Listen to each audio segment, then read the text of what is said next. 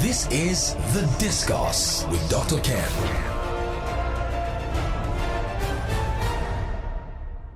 The future of business and artificial intelligence. This is Discourse with Dr. Ken. I guess it's a very interesting topic we have today on our hands. And a lot of my friends, my generation were asking me, are you sure you want to delve into this matter? Because it's a matter that brings both joy and anxiety, depending on where you belong in the demographics. But we're going to take it on today. I have two very young people, but not young in experience. They have the expertise, they have the breadth of knowledge, and we'll discuss the future of businesses and what artificial intelligence is doing to me, you, and businesses.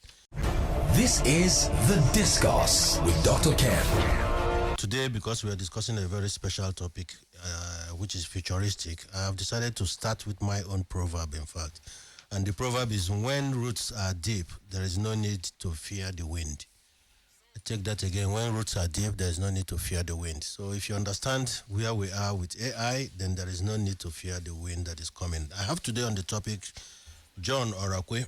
And I take his profile like I normally do. John Orakwe is a global AI advisor with robust background in digital transformation. He is a prolific facilitator on artificial intelligence, helping to upscale over 200 business leaders and professionals.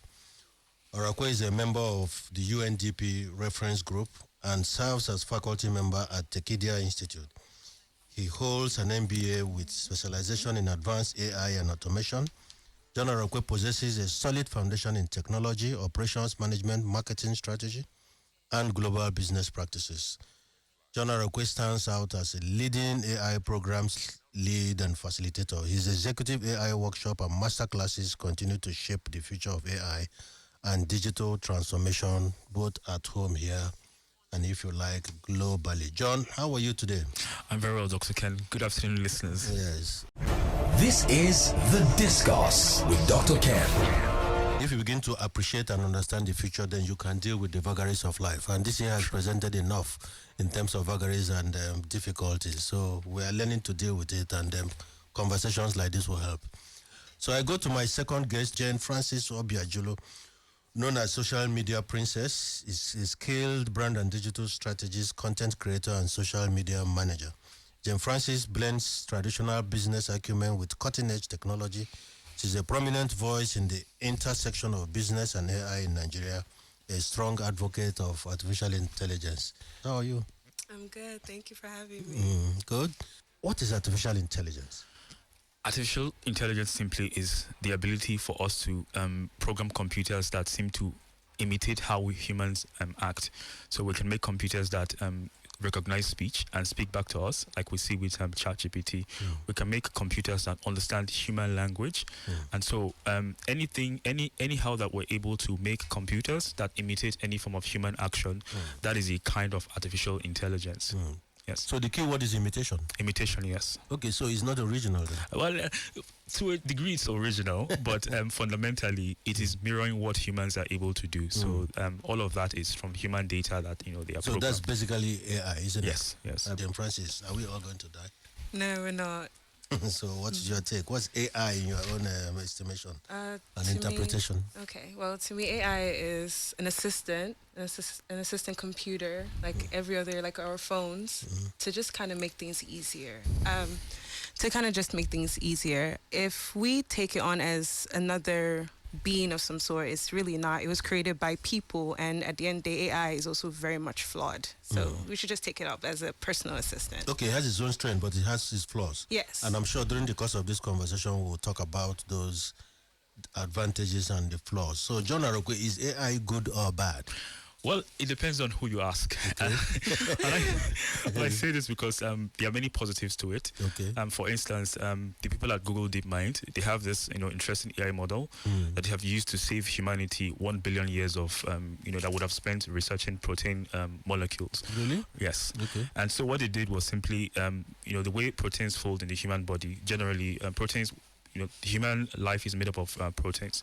So if you send a human being, a PhD student, to go to a PhD program, they will spend 5 years typically drawing up one protein shape. Wow. But what they did at DeepMind is that they built this model which was able to predict 200 million protein shapes. So if you do the math, 200 million protein shapes by 5 years, that's a billion years saved. So if you ask the life scientists, they will tell you that AI is really good. But if you ask the finance officer in Hong Kong who lost $25 million to a deepfake scam, they will tell you AI is bad because he has fallen victim to this AI deepfake scam, and to him, there's a lot of negative from it. Yes. It's very interesting. It's such a phenomenal topic that has two sides to it, and depending on where you stand, the perspective you see will be different. So how has AI impacted on businesses in Nigeria? And if you can give me examples, and then globally, if you can give me examples. So in Nigeria last year, May 27th, Children's Day, Sterling Bank ran a very interesting campaign. Typically, they would have hired a set designer, they would have hired a photographer and what have you to take pictures of children dressed as doctors, engineers, and all kinds of adult professions. And then they would need at least 15 different professionals to run that campaign. But what they did was that instead of hiring all this many people, they used Midjourney. It's an AI tool, text-to-image tool, and then they created different images of children. Imagine them as doctors, engineers, and all these important professions. And of course, in that process, they were able to save a lot of money because they didn't have to hire this many number of people. So that's one way I've seen AI applied here in Nigeria. So in all of these three different spaces, the telecom space, and of course the marketing space, and in the financial sector, we've seen AI applied to save a lot of money. So, as a business leader, what I hear you say is that it brings on the table a lot of efficiency. Yes. And of course, if you're a business leader, that will be music to your ears, because when you introduce efficiency, then it impacts on your ROI, because it ensures that cost is brought down significantly and things are done more faster, more efficiently, at maybe a lower cost. Can AI ever truly replicate human creativity and innovation? I actually think it can't fully. Examples of that is when they started a whole AI art thing where you can create your AI LinkedIn profile with just your face. You don't have to go for a professional shoot. But if you notice, the flaw in that system was that it can't show your hands, and if it does, it's going to show your hands deformed, or your eyes looking weird, or an eyebrow missing. So things like that, you still kind of need a person or your photographer to get the right pictures and get the right formats of your photos. And also in the sense of it reduces the amount of people on a project. It does, but it also messes with people's money. Because you're starting. Can you explain that to me? It may reduce, yes, but it messes up people's money. Yes. What do you mean by that? Because creators spend hours and days sketching out styles of what a campaign could look like, what it could become. And sometimes AI just kind of takes the feeling out of the creative campaign experience. For instance, now you're saying a campaign with children and then formulating them to doctors. You could have easily gone to a school, partnered with a school, and asked the parents permission to take pictures of their children and what they want to be when they grow up as doctors or firefighters or maybe the president. You did not need to do a whole AI. We have millions of schools around. You could have created a bigger impact with involving real life children. you can see the other side of it. So I'm still staying with you, JaneFrances. So as far as you are concerned, AI is a job killer. It's not so much of a job creator, it's a job killer. The people trying to use it as that are the job killers, not necessarily not as AI itself. It's not the AI itself. yeah. Yes, the applicator. Because, like I said, I take AI as an assistant. For instance, Siri is an assistant.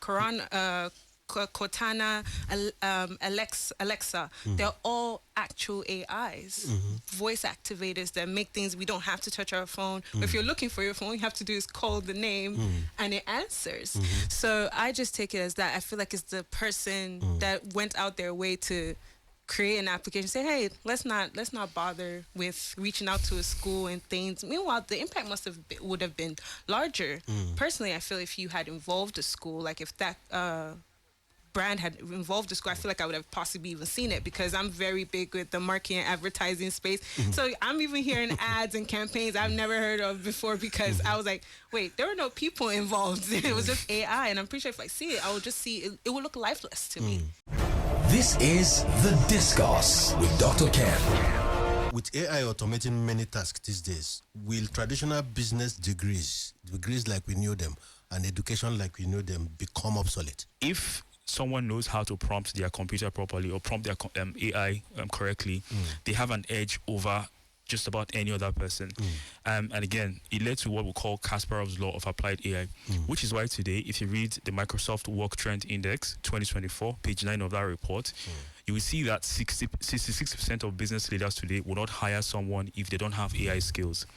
And about 77% of business leaders would hire someone who has, let's say, 5 years of experience that can use AI over someone who has 10 years of experience and they cannot use AI.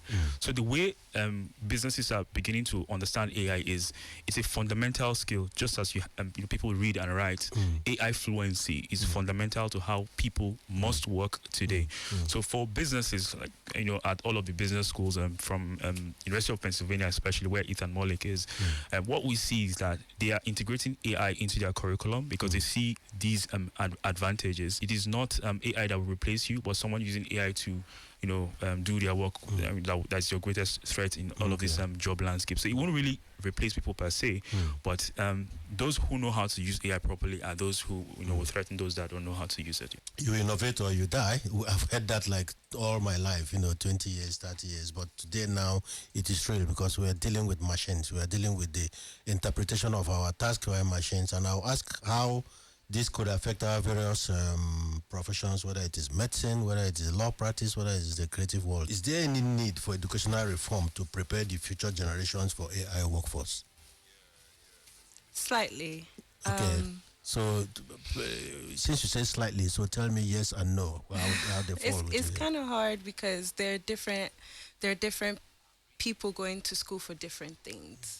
Right, and I don't think it's for everyone. For now, like for instance, I remember when law students had an issue with the AI because they started promoting that AI can write contracts for you, and it came to a term whereby anyone can write a contract, but really it's not everyone that can write a contract or can presume a contract. You have to feed the AI the information that is the law in whatever state that is in, right? So in a sense, for me, it's kind of difficult to say yes or no, depending on where anyone stands, because at one point you become lazy. Instead of you know, opening the Constitution or your book that you're supposed to read to create your contract and stuff, you're going to go to an AI like ChatGPT or something and say, write me a contract for this so divorce papers and such. And this is not pretty because AI, again, I assume is very much flawed. There are mistakes in between the lines because it's taking from different aspects and different cuts from other people's generated answers and inputs into the system. Okay, since you've mentioned divorce, there are a lot of questions on the screen, but let me read you one, and this is from Joshua. He said, good day. He said, AI has provided solutions to my marriage crisis. AI is very good. John Francis, what has marriage got to do with AI? Do you have an idea? Oh boy. That's interesting. So what's he using? You know, in marriage, because there are a lot that's expected of a man, and Joshua is a man. So is AI helping him above the line or below the line? Since you're an advertising person. So sorry. Yes. Okay, first of all, I'm not married, but I'm assuming that what he's asking the AI is date ideas, possibly, or questions. Maybe his wife gave him a statement that she probably didn't want to ask him, but she gave a statement. He was probably confused, and he asked AI, "Hey, what does it mean when my wife says?" She forgot the... Yeah, but if that was the case, it wouldn't have been as funny as it came out with you. Do you really think that that's the problem that was solved? And that's why I say I'm assuming that maybe he had... What do you think, John Harakwe? This guy is saying, Joshua is insisting, say AI is very good because it has provided solutions to marriage. This is the least I expected today, that AI could impact marriages. Well, I mean, people, the guys at Bumble, right? They're building this interesting solution where they're using AI to help people, with dating crisis, right? Relationship issues. You can go on there. It will provide solutions to you. So, I do think that if it has been trained on, the corpus of the entire internet, there's every chance that there's this, piece of advice somewhere that it can offer. And if if Joshua has taken it and it has provided a solution to his problem, then kudos to him. Yeah, I've met people who actually get some form of therapy from AI, and these are interesting use cases, edge cases. For younger people, is Snapchat's AI, and each person is entitled to Snapchat AI, and you can name your AI, you can decide what your AI looks like and things, and you can literally have people have therapy with their AI, and like some people even made their AI their virtual boyfriend and girlfriend. Yes, on Snapchat. Oh, okay. It's the guys are scarce enough. So imagine AI not taking the space of even the few that is remaining. So that's a predicament. Isn't it? Is the fear of robot takeover, what I call robot takeover, really, really exaggerated? And are we sleepwalking into a dystopian, what I call dystopian future? For now, there's no objective answer, whether a yes or no to it. It's a matter of opinion. So there's a school of thought that thinks these things are alive in some way. We should be careful. And then there are others that think, it's not really alive. And then for whether, it's going to, we're sleepwalking into a dystopian reality. The objective dystopian reality that we can see at this point in time, it's something that the CEO of BlackRock, that's Larry Fink, talked about at his last public appearance. He said, for the developed countries that have an aging population, they're going to adopt AI faster, right? They have, you have AI agents, humanoid robots are becoming a thing now. They're going to adopt it faster because they need to, repopulate their country. At least they need to keep productivity levels up.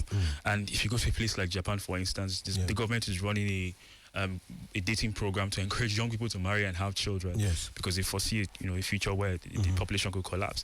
So then there's a second group of people which Larry talked about, the developing countries that have a youthful population. And he says that these countries need to prioritize education and rule of law. If not, the digital divide that already exists between both countries, as developed nations with an aging population who are going to adopt AI really fast, and then the developing countries with the younger population who do not have good education systems and rule of law. The digital divide is going to be measured in light years if we don't, if the gap is not closed fast. Where is their head on AI? Are we having that conversation, or we're just sleepwalking, like I said? Where is their head on AI? Is Nigeria, where is Nigeria with this? Well, the people at the top, they're having the right conversations. There was a national AI strategy workshop that happened about a month ago or 2 months ago. I'm not quite sure of the date now, but that is happening. I do know that the Minister of digital economy, they're actively having these conversations. In fact, there's an ongoing project where a lot of the local languages in Nigeria are being trained, so they're collecting data for all of these local languages, and they're producing a model. Now there are 5 levels of AI maturity: the awareness stage, the active stage, the operational stage, systemic, and then transformative level.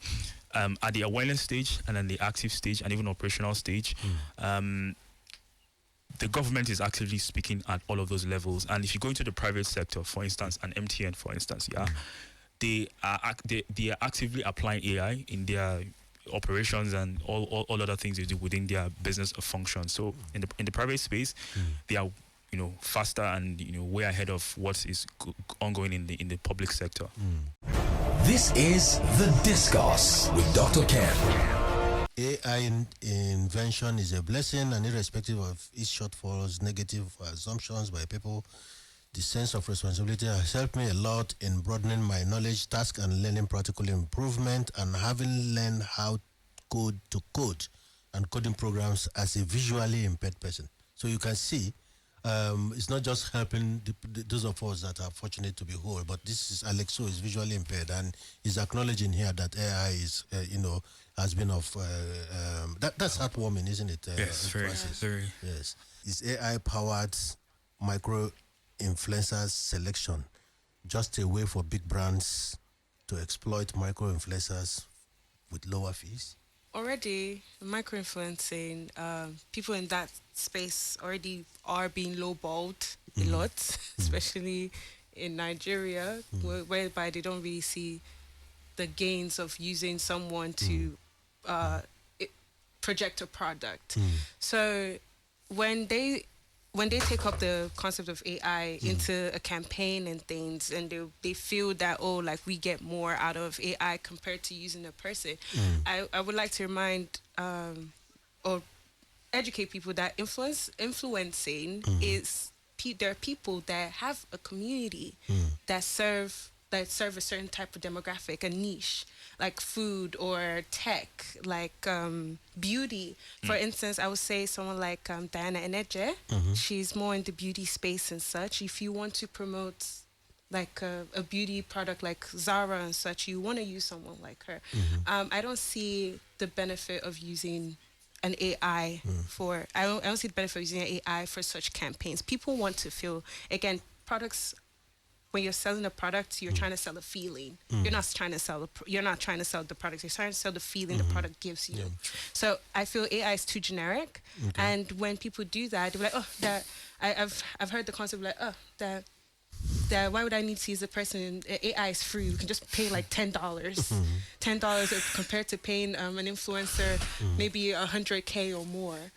Like, why would you want to sell? The AI doesn't have a community. Because if I see maybe if they're doing cross marketing, perhaps like, oh, you're using the AI, but you're also using people and you're using banners and such, then it makes perfect sense. But I promise you that AI that you're using on that campaign is not going to get that much engagement for me personally, compared to the micro influencers and the influencers that you get. So I'd like to get your take, John Orakwe, on that, because, of course, operations management and strategic marketing is something, marketing, that area is something you are adept to. What's your take on that space? So and what's the involvement of AI? When it comes to influencing, really, I've seen some AI influencers, Emily Pellegrini. Right. Emily Pellegrini is non-human, but she has about 276,000 followers on Instagram. And there have been celebrities, sports people messaging her, asking for her number and what have you. Right. And so she gained a lot of popularity before Instagram introduced this made with label thing. So that, when you see an AI generated content on Instagram these days, you see made with AI on it. But before that, she had a lot of, really hot photos, and then people were messaging her asking all kinds of questions. And then again, another instance of influencing that I've seen with AI generated output is South Korea 2022. The election, the guy who won, Yoon Suk-yeol, used an AI generated avatar to appeal to younger people. So he's a man in his 70s. They made this really young looking avatar that could answer all kinds of questions in really youthful language. Same thing happens in this year in the Indonesian elections. Prabowo Subianto, the guy who won, used an AI avatar that looked really young to appeal to the younger population. So in that regard, I think that influencing, if we look at how AI is already influencing people's decisions, it's already there, it's working. And in fact, there are two things that AI can really do well. That's targeted generative advertising. We're not quite there yet, but there's also targeted conversational influence. Targeted conversational influence is where you're speaking to an AI persona and it leads you to make a decision. It's a big issue at this point in time, and it's something that regulators are looking at because a team of researchers at EPFL in Switzerland, one of the public universities there, conducted a research where they discovered that so they had about 800 participants in this study. They discovered that 80% of the time, GPT-4 was able to convince a person to take an action in a particular direction.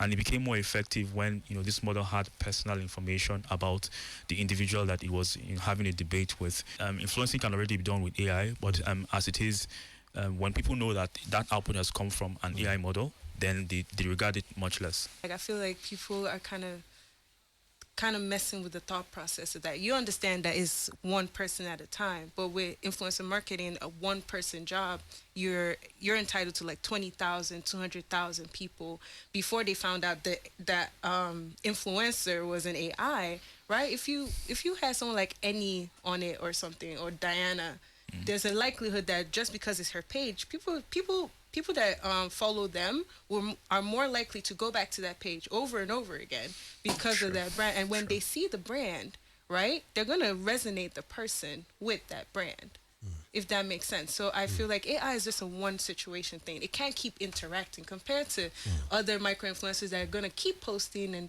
possibly strategically put the product somewhere, that like somewhere in their room, and you're going to be thinking, oh, wait, Diana had this in her room, and if I go to Japan, I'm definitely going to buy it. I don't care what the price tag is, but I'm going to get it.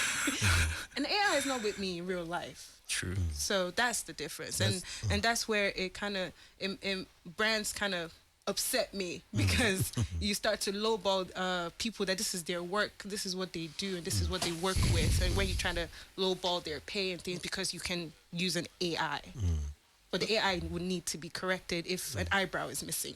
In 2027, for example, what's your projection? If you look at the major political parties in Nigeria and the presidential candidates, we had BAT for APC, and we had Atiku PDP, and then Peter Obi for Labour Party. Do you think we'll see AI play some big role in our 2027 elections? Yes, I do think it will happen. We've already seen it in Indonesia this year. We've seen it in India.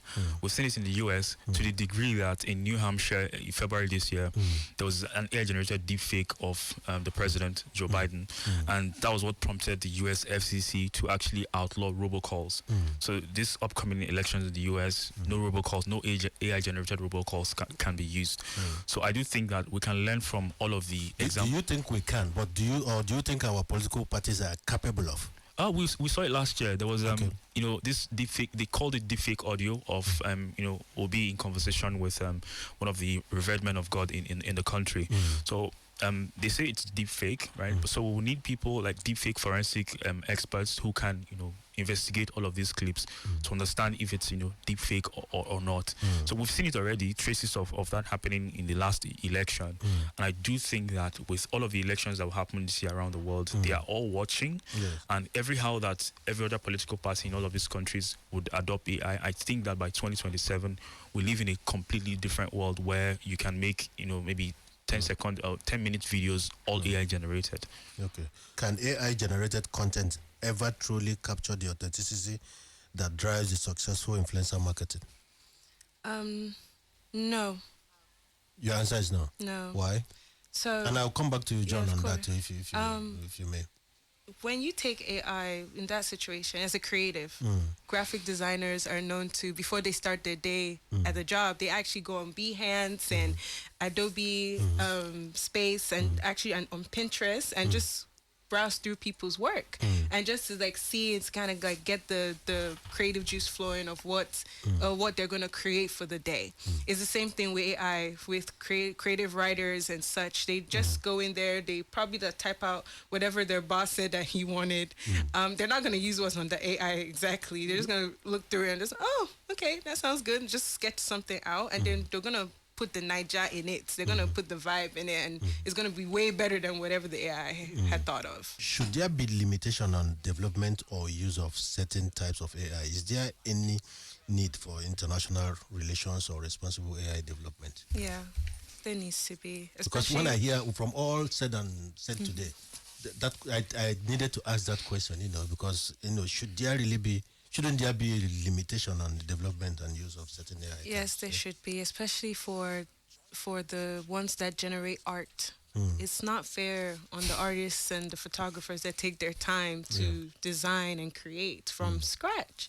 And you're telling me that you just took the picture of their work and you just uploaded it and asked the AI to generate multiple types and such. That's where that whole concept of what's the name of this coin that people sell, literally. Oh gosh, can you help me, Josh? I think you should know. Which coin? That they're arts, but they sell it with Bitcoin and such. NFTs. Okay, that's a big issue. Most NFTs are created from people's art pieces and such, and it's not fair. So I feel there should be regulations on that. Yeah. So that's why at the beginning of this show I asked whether all of us are going to die. And so this question again goes to John Orakwe. Should there be limitation on the development or use of AI in certain types. Yes, so I think the kind of AI that I do not agree with is autonomous weapons. Autonomous Weapons, right? So AI that can decide who to kill and who to live alive. Yeah. I don't agree with that, right? November 15th of last year. Is that being used in Gaza already? Yes. Okay. So the Ukraine-Russia war is a test bed for autonomous weapons. Same thing with the Israel, war. Yeah. November 15th of last year, Biden and Xi Jinping had a meeting. It was expected that they would discuss, autonomous weapons and reach a binding resolution for the whole world. But that didn't happen. And at this point, the UN is still fighting to make sure that there's a binding resolution so that we don't have AI that can just So go if on. Trump wins, do you have a better chance for that kind of conversation? Well, I hope the military-industrial complex allows him to do it. Okay. Yeah. So finally, before I take that proverb, there's need to build trust in a digital age. How can Nigerian businesses mitigate cyber security threats?